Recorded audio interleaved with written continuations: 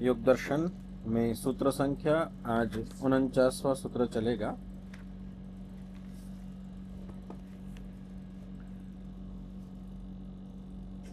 समाधि की प्राप्ति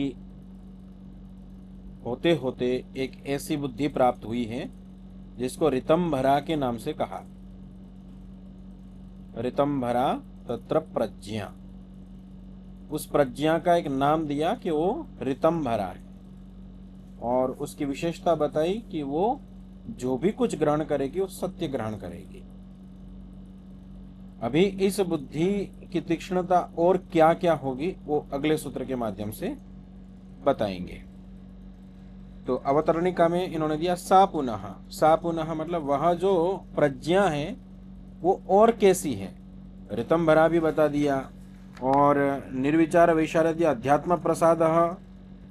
अध्यात्म प्रसाद मिलने पर हमारे को मतलब ये स्तर बन गया कि जो सामान्य व्यक्ति सोचता है उससे मैं कुछ अलग सोचता हूँ, और अपने आप को एक ऊपर देखता है, और एक ऐसी बुद्धि से हर चीज को जानता है जो सत्य है, जो चीज जैसी है उसको वैसा समझ लेता है, और एक साथ कई ज्ञान प्राप्त कर सकता है। ये सामर्थ्य भी उसके अंदर आ गया। उसके लिए अलग अलग इंद्रियां नहीं है, सिर्फ बुद्धि के द्वारा भी वो एक साथ कई चीजों को जान लेगा। पर अभी इस बुद्धि की और भी कुछ विशेषताएं हैं ऋतंभरा की। वो क्या विशेषता है इस सूत्र के अंदर कहेंगे। सूत्र बोलिएगा, श्रुतानुमान प्रज्ञाभ्याम अन्य विषया विशेषार्थत्वात्।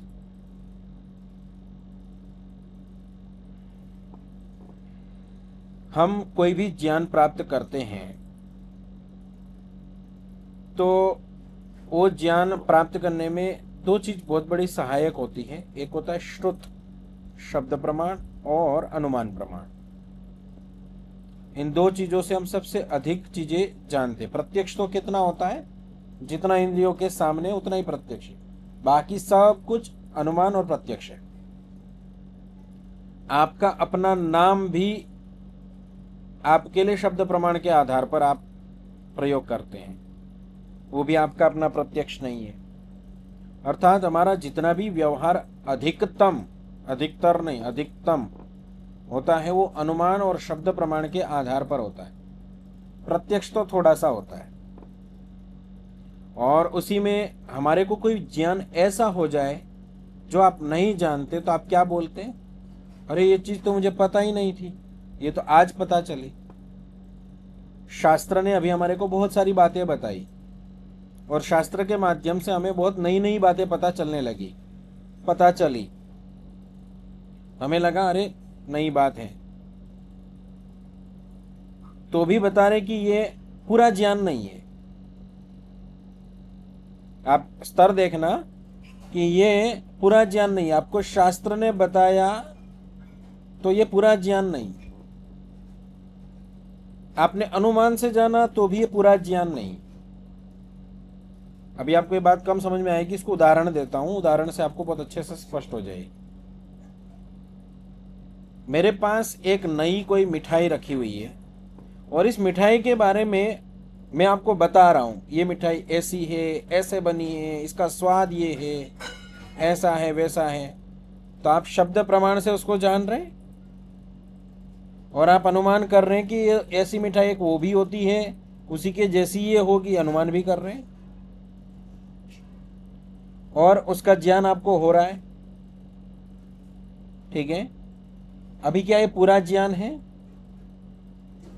मैंने जो बताया वो पूरा ज्ञान नहीं है। आप उसको जब खाएंगे, वो एक जो ज्ञान होगा वो एक विशेष की अपेक्षा रखता है, कुछ विशेष बचा हुआ है। अर्थात अनुमान में और शब्द में पूर्णता नहीं है, वो जो ज्ञान हो रहा है उसमें पूर्णता नहीं। क्यों? तो वही बोले, श्रुतानुमान प्रज्ञाभ्याम अन्य विषया विशेषार्थत्वात्। श्रुत और अनुमान आदि के द्वारा जो बुद्धि होती है, ज्ञान होता है, उसमें कुछ एक विशेष है, वो जो बचा हुआ भाग है वो एक विशेष होता है, वो ऋतंभरा से होता है।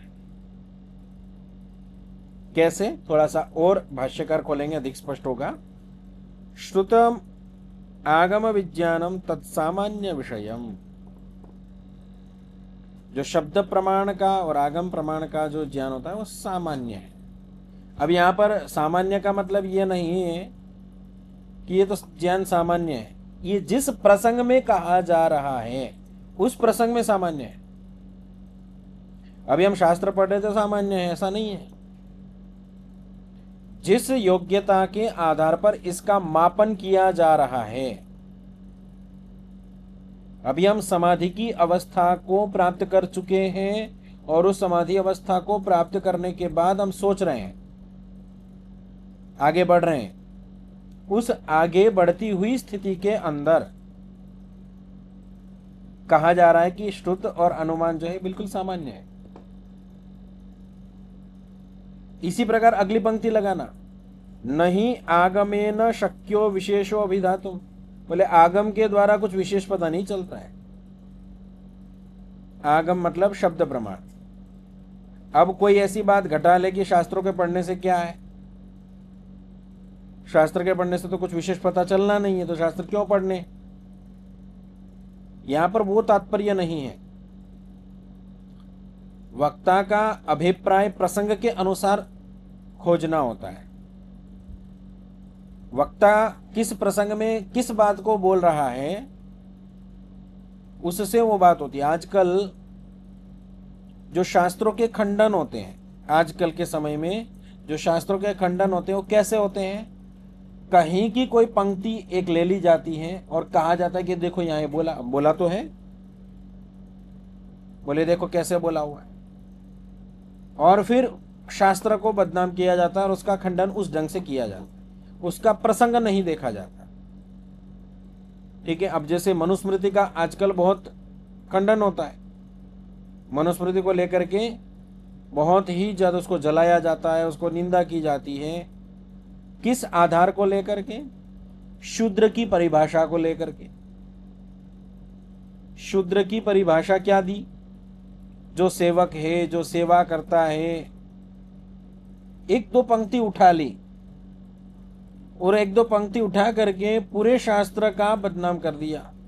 ना इन्होंने आगे का भाग देखा, ना उसके पीछे का भाग देखा कि किस प्रसंग के अनुसार क्या व्यवस्था बताते हुए कौन सी बात कही जा रही है। यदि ऐसा नहीं देखते हैं तो उन्हीं लोगों के समान हमारी स्थिति हो जाएगी।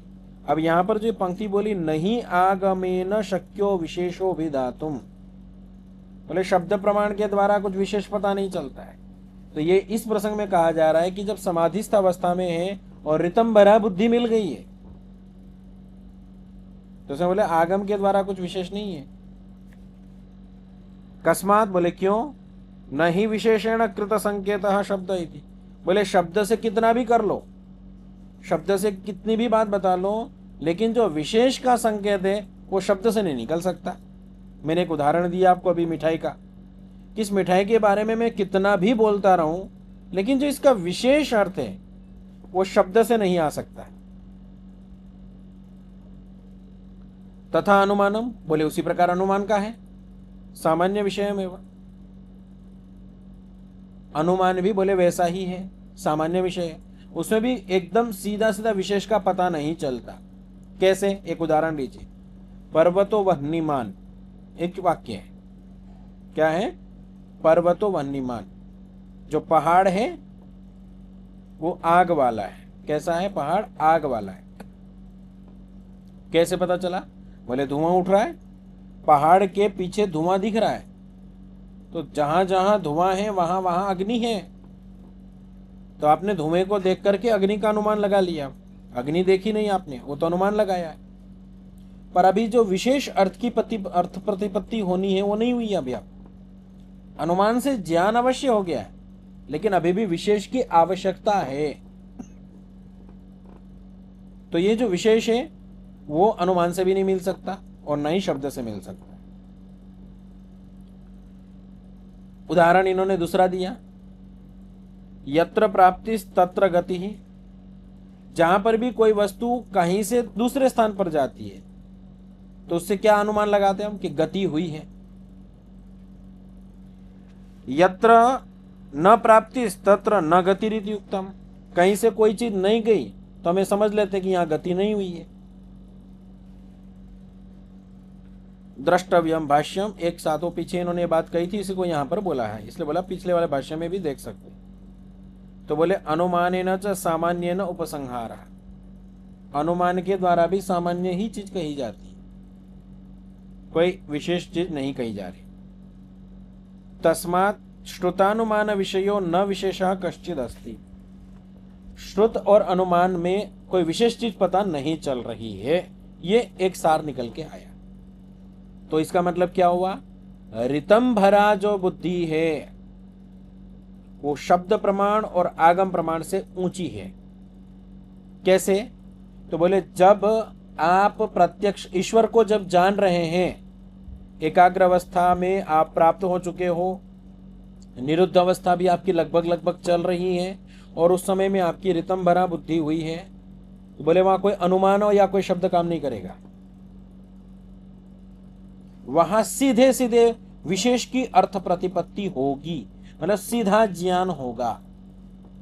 जो भी ज्ञान होगा वो कैसा ज्ञान होगा, जैसे कि आपने मिठाई खाने के बाद में जो आपको ज्ञान हो रहा था उसी प्रकार का सीधा सीधा ज्ञान होगा। अब क्योंकि वहां पर यह बात बोली थी रितम भरा तत्र प्रज्ञा में, बोले जो भी ज्ञान होगा वो सत्य ज्ञान होगा, तो सत्य ज्ञान तो शब्द से भी हो सकता है ना, सत्य ज्ञान तो अनुमान से भी हो सकता है ना। लेकिन नहीं, इसको थोड़ा और प्लस में ले जाते हुए आगे बढ़ते हुए बता रहे, वो होगा तो बोले शब्द या अनुमान वाला नहीं होगा, वो जो भी ज्ञान होगा वो बिल्कुल प्रत्यक्ष से ही होगा। अर्थात विशेष की जो वहां अभिलाषा रहती हो बाकी नहीं रहेगी, रितंभरा से विशेष की अर्थ प्राप्ति सीधी हो जाएगी। ये एक लाभ बताया। एक दूसरा और रितंभरा का लाभ बता रहे, क्या लाभ बता रहे, तो बोले न च अस्य सूक्ष्म व्यवहित विप्रकृष्टस्य वस्तुनः लोक प्रत्यक्षेण ग्रहणम अस्ति। ये जो आंखें हैं, ये कान हैं, ये नाक है, ये जिह्वा है, इन सब के माध्यम से सूक्ष्म विषय नहीं दिखाई देते हैं, सूक्ष्म विषय का बोध नहीं होता है।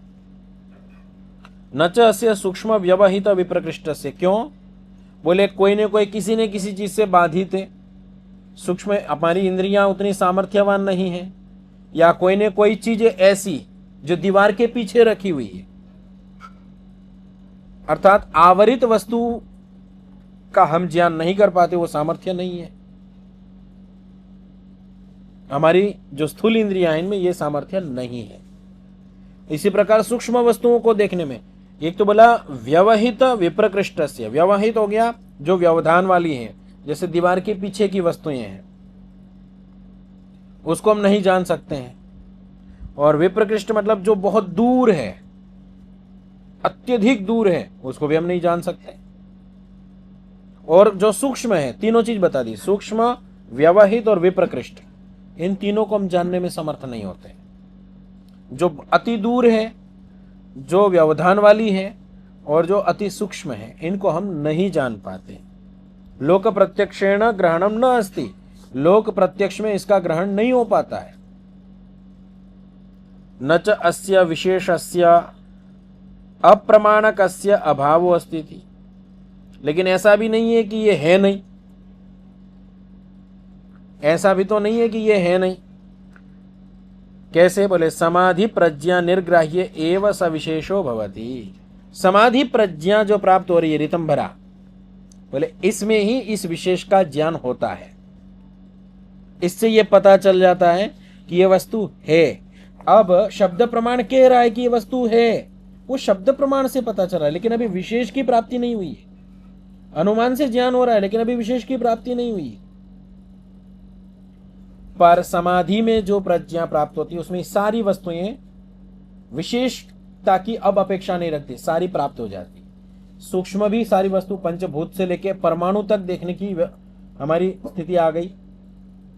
व्यवधान रहित जो व्यवधान वाली जो चीजें हैं वो भी दिखना आरंभ हो जाता है, और अति दूर जो चीजें हैं उनका भी हम ज्ञान करने में समर्थ हो जाते हैं। तो इसको और थोड़ा खोल दिया, एव स विशेषो भवति भूत सूक्ष्मगतः। कितना सूक्ष्म देख सकते हैं? बोले भूतों में जो सबसे अंतिम परमाणु है वहां तक देख सकते हैं, अंतिम सूक्ष्मता तक।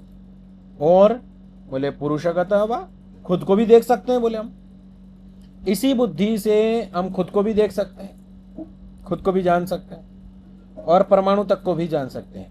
मतलब ये अभी संप्रज्ञात समाधि की बात कर रहे हैं। तस्मात्, इसलिए श्रुतानुमान प्रज्ञाभ्याम अन्य विषया सा प्रज्ञा विशेषार्थत्वादिति। बोले इसीलिए जो ऋतंभरा नामक जो प्रज्ञा है वो श्रुत अनुमान इन दोनों से विशेष है, क्योंकि ये विशेष की प्राप्ति करवाती है। तो ये इन्होंने एक बताया, ये बताया तो इससे विशेष ज्ञान हो रहा है। तो ये विशेष जो ज्ञान हो रहा है ये कब हो रहा है? सारी वृत्तियां हम नष्ट कर चुके हैं, समाधि लगा चुके हैं, और समाधि लगाने के बाद ये ज्ञान हो रहा है। तो अब एक समस्या ये आ गई कि अब ये जो ज्ञान हो रहा है इसका भी तो संस्कार बन रहा है। ये जो ज्ञान होने लगा इतनी विशेष बुद्धि मिलने के बाद, अब इसकी भी तो वृत्तियां बननी शुरू हो गई।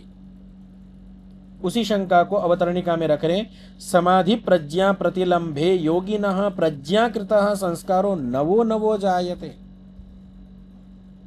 बोले कि समाधि प्रज्ञा में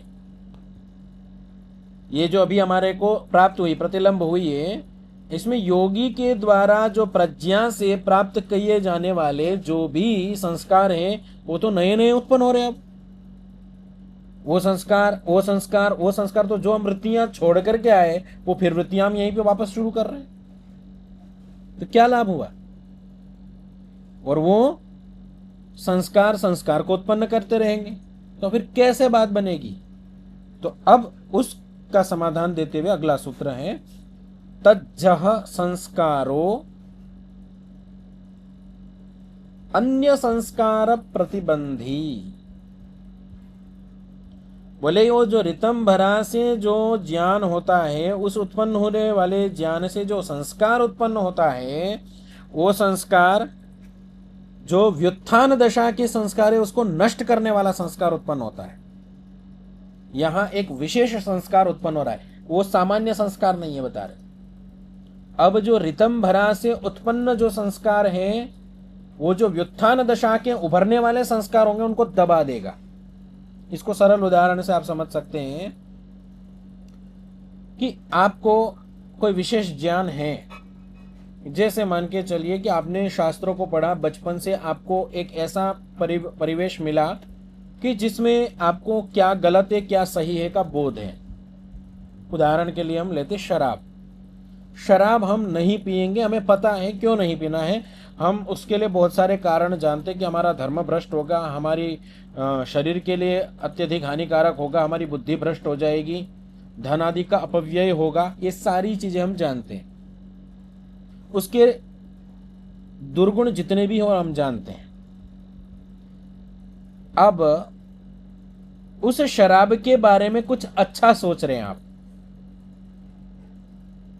अब जब शराब के बारे में अच्छा सोच रहे हैं तो क्या जो शराब के दुर्गुण हैं वो आपके ऊपर हावी होंगे?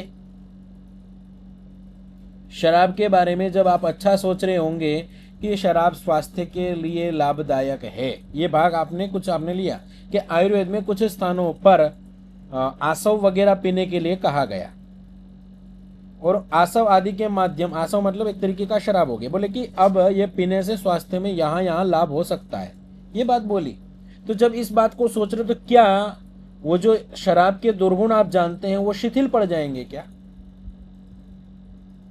तो लोक व्यवहार में संभावना है जिसका ये भाग शिथिल हो उनका शिथिल भी पड़ जाए, लेकिन जो इसमें प्रवीण है वो शिथिल नहीं पड़ेगा। वो ये भी जानेगा कि इसकी हानि है, तो ये वाला जो संस्कार है इसका विचार करते हुए भी ये संस्कार के साथ उस संस्कार को हटा दिया जाएगा, दग्धबीज कर दिया जाएगा, नष्ट कर दिया जाएगा, या उसको दबा दिया जाएगा पूरा का पूरा, उसको भरने नहीं दिया जाएगा। यहां पर इससे भी थोड़ी विशेष एडवांस थोड़ा सा लेवल है कि जब हमारे को ऋतंभरा से कोई चीज का ज्ञान हो रहा है और हमारे को ऋतंभरा से ज्ञान होने के बाद में कोई सांसारिक ज्ञान का संस्कार आ रहा है, तो ऋतंभरा वाला जो संस्कार है वो उसको दबा देगा, हटा देगा। अब आप चाहते हैं कि मैं संसार में जाऊं, लेकिन ऋतंभरा का जो संस्कार है वो कहता है कि ध्यान कर, उपासना कर, आगे बढ़, तो ये प्रबल होगा। ये संस्कार में शक्ति अधिक होगी, वो उस संस्कार को दबा देगा, भले वो कितना भी तीव्रता से आ रहा हो। तो ये एक और विशेषता बताई। अब क्या बोल रहे हैं भाष्यकार देखिएगा। समाधि प्रज्ञा प्रभवः संस्कारो व्युत्थान संस्काराशयम बाधते।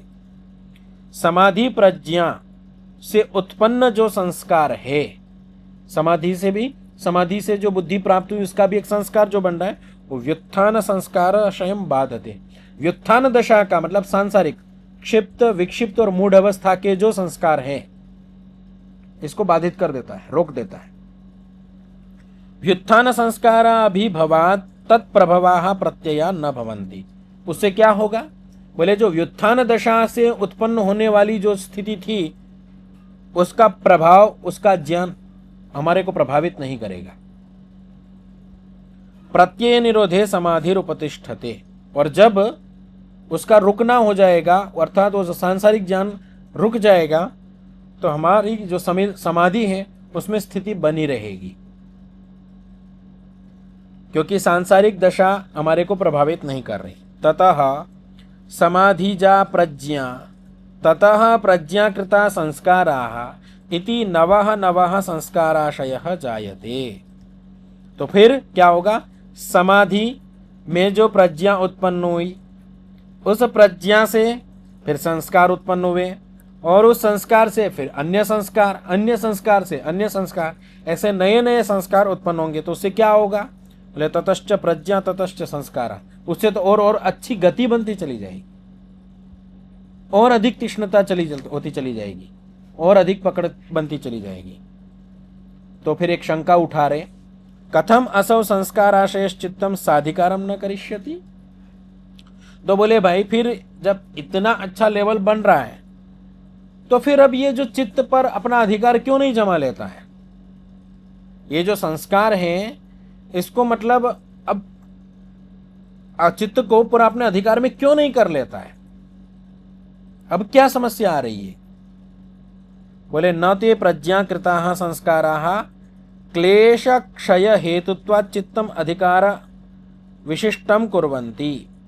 बोले कि ये जो प्रज्ञाकृत जो संस्कार है, वो क्लेशों का क्षय करने वाला होने से, ये क्लेशों का क्षय करता है, क्लेशों को हटाता है। पीछे बताया ना भी कि ये सांसारिक जो हमारे को व्युत्थान से संस्कार उत्पन्न हो रहे थे उसको हटाता है, अर्थात क्लेशों को हटाता है। क्लेशों को हटाने के बाद भी चित्तम अधिकार विशिष्टम कुर्वन्ति, कुछ अधिकार विशेष वहां पर प्रतिपादित करता है, कुछ विशेष अधिकार तो लेके आता है, लेकिन पूरा का पूरा उस तरीके से नहीं हो पाता है, क्योंकि अभी एक स्थिति बची हमारी निरुद्ध, अर्थात यहां पर बीज रह जाता है। यूं ये कहना चाह रहे कि बीज नष्ट क्यों नहीं हो जाते, ये संस्कार वाली स्थिति समाप्त ही क्यों नहीं हो जाती, ये बीज क्यों बचे हुए हैं अभी। बोले चित्तम ही ते स्वकार्यात् अवसादयन्ति।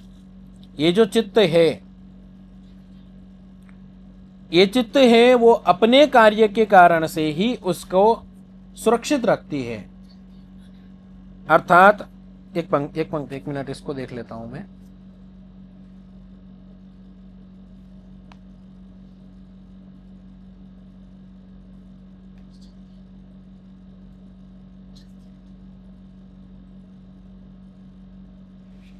हाँ, ये बात यहां पर ये कहना चाह रहे कि जब चित्त ने कुछ मन के द्वारा, बुद्धि आदि के माध्यम से जो चित्त के अंदर हमारे को कुछ ज्ञान हुआ, कौन सा ज्ञान, जो ऋतंभरा वाला है, बोले उसका भी कुछ भोग बचा हुआ है, वो भोग पूरा करना पड़ेगा। वो जो भोग पूरा हो गया, भोग मतलब जो भी आपने उस ज्ञान के द्वारा किए हैं कर्म, उनका कह रहे हैं, उस ज्ञान से जो कर्म किए उनका भी भोग पूरा करना पड़ेगा, तब वो समाप्त होगा। वो भोग समाप्त हो गया तो बोले क्या होगा, फिर भोग समाप्त हो गया तो क्या होगा, बोले ख्याति पर्यवसानम ही चित्त चेष्टितम इति। जब वो तत्व ज्ञान हो गया, अर्थात वहां पर पूरा भोग भी काम, भोग का कार्य भी पूरा हो चुका है, संस्कार भी वहां से आपने हटा चुके हैं, तो क्या होगा, बोले अब तत्व ज्ञान की स्थिति है आपकी, अब पूरी तत्व ज्ञान की स्थिति में आप आ गए हो, और अब इस समय में जो चित्त की चेष्टाएं वो अवसादित हो जाएगी, समाप्त हो जाएगी। अभी इसको ऐसा समझ लिए, सरलता से अपनी भाषा में समझाते हैं। जब प्रज्ञा से, ऋतंबरा से हमारे को एक विशेष स्थिति मिली, अब बोल रहे हैं कि उससे भी नए नए ज्ञान हो रहे हैं। बोले कि ये नए नए जो ज्ञान हो रहे हैं, जो संस्कार उत्पन्न हो रहे हैं, इन संस्कारों को भी क्यों नहीं रोक दिया जाए, ये क्यों चल रहे हैं। ठीक है कि वो संस्कार व्युत्थान संस्कार को दबा देते हैं, हम इसको स्वीकार करते हैं, लेकिन ये संस्कार जो बन रहे हैं ये भी रुक जाए, ये स्थिति कब आएगी। तो उन्होंने दो चीजें बताई। बोले वो तब आएगी जब हमारे जो भोग हैं वो समाप्त हो जाए। हमारे जो भोग है, भोग मतलब कर्म है, वो समाप्त हो जाए, कर्म शेष है। या फिर इसको ऐसा बोल सकते कि हमारे जो शेष व्युत्थान संस्कार है वो ऋतंभरा के द्वारा उत्पन्न संस्कार से सारे नष्ट हो जाए, अर्थात दग्ध बीज हो जाए। तब क्या होगा, तो बोले तब एक ऐसी स्थिति बन जाएगी कि आप पूर्ण ज्ञानी, अर्थात पूरा जितना तत्व ज्ञान आवश्यक था वो आपने प्राप्त कर लिया। अब यहां पर चित्त की चेष्टा स्थगित हो जाएगी, अब यहां पर चित्त का काम बंद हो जाएगा। अब यह स्थिति वो है कि जहां पर चित्त की आवश्यकता नहीं है, वो समाधि की अंतिम अवस्था बता रहे। अब ना तो यहां पर अगला हम जब ईश्वर को जानने जाएंगे तब की बात है ये, ना तो मन की आवश्यकता है, ना आपको इंद्रियों की, ना किसी अन्य साधन की, किसी की भी आवश्यकता नहीं है। अब इस अवस्था में जो समाधि लगेगी उसमें कोई बीज नहीं है, किसी भी प्रकार का बीज नहीं है, ना बीज को लेकर के आने वाला कोई साधन अब आपके पास है। अब आप पूर्णतया अकेले हैं, अब आत्मा है बस। अब जो जानना है सीधा आत्मा और परमात्मा, ये दो ही चीज रहेगी। अब कोई मन भी नहीं आएगा बीच में, बुद्धि भी नहीं आएगी। बुद्धि का कार्य यहां तक पहुंचाने का था, पहुंचा दिया, और वो कब तक रुकेगा तो वही बता दिया कि जब आपके भोग संस्कार, आपके जो शेष थे वो भी नष्ट हो चुके हैं, अर्थात पूर्ण दग्ध बीज अवस्था आ गई है। उसी को कहते हैं निर्बीज, उसी को कहेंगे निरुद्ध अवस्था। इस निरुद्ध अवस्था को और किस रूप में हम कैसे समझ सकते हैं, तो उसके लिए किंच अस्य भवति, बोलो निर्बीज हो जाता है, जब निरुद्ध अवस्था में हो चला जाता है तो फिर उसका क्या होगा। तस्यापि निरोधे सर्वनिरोधात् निर्बीजः समाधि। अंतिम सूत्र है, बोलिएगा, तस्यापि निरोधे